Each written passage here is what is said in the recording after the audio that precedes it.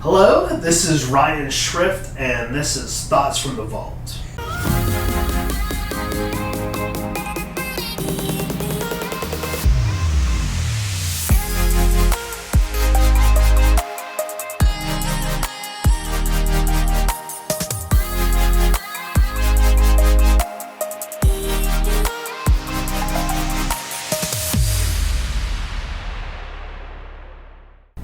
Well, we're actually outside of the vault just slightly today, so I can have access to my conference table, because what I want to do is talk about the economy, and more specifically, inflation.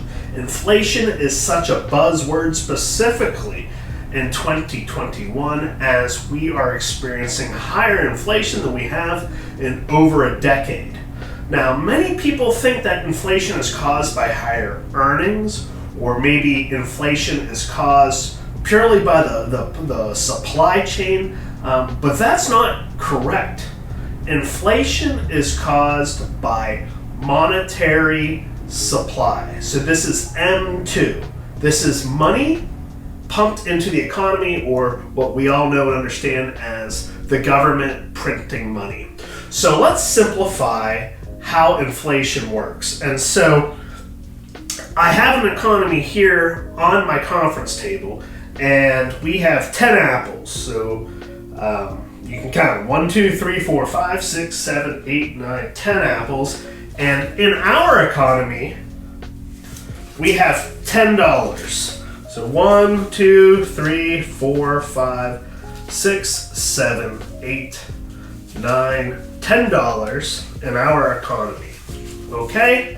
So in our economy, where there is 10 apples and $10, that means that each apple costs $1. So slide that $1 there. We'll get rid of some of these extra apples. Ironically, they don't sell apples by the dollar, they sell them by the pound, but that doesn't matter. So we have one apple in our economy, and it cost $1. So here's what happened since February 2020. We have had an increase in money supply in our economy by 30%. That's significant. For example, my dad turned 78 on July 2nd. So he was born in 1943.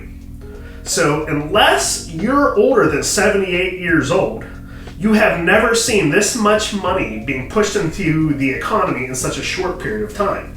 So, how much money has been put into the economy in addition to the $10? Well, that's an additional $3. So money supply is increased by $3 into our economy. So, in that scenario, this apple no longer costs $1. It now costs $1.30. So that's inflation caused by money being pumped into the economy. Now, what's unique over this last year is we've had a major disruption in supply. And so you remember these 10 apples that we had?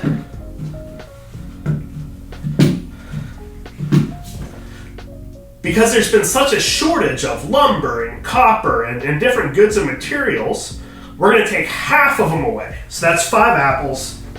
Poof, they're gone. And so now we have this economy of $13, but there's only 5 apples to buy. And so what that actually does is it drives the price up to $2.60 per apple. And that's where we're at today. Now, as supply comes back into the marketplace, we bring these apples back. We're back to 10 apples. That means the apple doesn't cost $2.60. It goes back to $1.30. Now, keep in mind, apples started at $1, and now they're at $1.30. So that is what is left of inflation after the supply chain gets back to normal. Now, these are just apples. There's all sorts of goods and services in our economy. So inflation, on average, will go up 30%.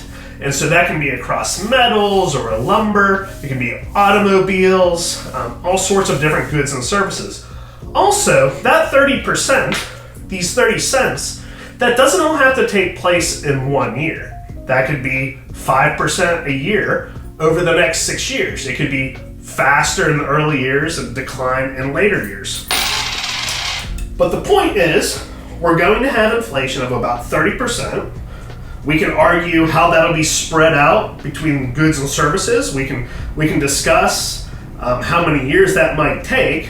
But when money is pumped into the economy, that creates inflation. My name is Ryan Schrift, and this is Thoughts from the Vault.